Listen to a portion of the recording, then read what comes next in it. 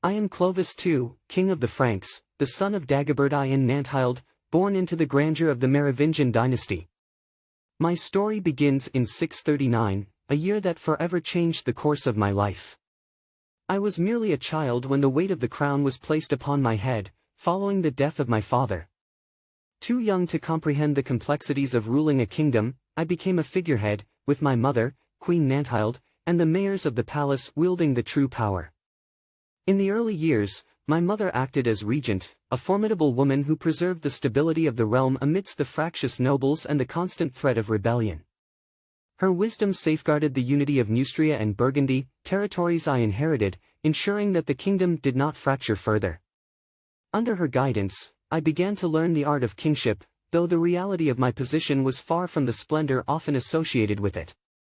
It was during my youth that I encountered Nanthild, a young woman of Anglo-Saxon origin, sold into slavery in my court. Despite her humble beginnings, she possessed a sharp mind and a gentle spirit. Over time, she became my queen and the mother of my children. Together, we strove to shape a more compassionate realm. Her influence extended beyond the court, as she worked tirelessly to abolish the enslavement of Christians, redeem captives, and promote charitable works.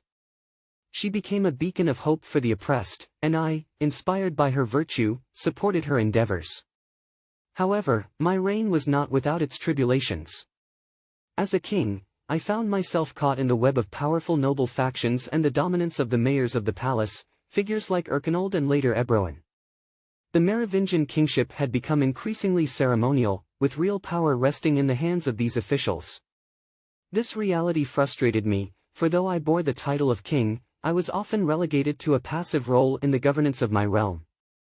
Still, I sought to leave my mark. I fostered alliances with the church, strengthening its position in my kingdom. The monasteries flourished under my rule, serving not only as centers of faith but also as places of education and refuge. The church, in turn, supported my reign, providing legitimacy to my rule during uncertain times. Yet, my health began to deteriorate as the years passed, and the burdens of kingship weighed heavily upon me. By 657, my strength had waned, and I succumbed to an early death, leaving behind a legacy shaped as much by my efforts as by those who surrounded me. Though my reign was short and often overshadowed by others, I take solace in knowing that I played a part in the enduring story of the Franks. My beloved Nanthild continued her charitable work after my passing, securing her place as one of the most remarkable figures of our age. Together, we sought to create a kingdom not merely of power but of justice and compassion, a vision I hope endures in the hearts of those who came after me. I am Clovis II, a king shaped by the tides of history, a man who sought to bring humanity to the throne, and a ruler whose story, though modest, reflects the challenges and aspirations of an age.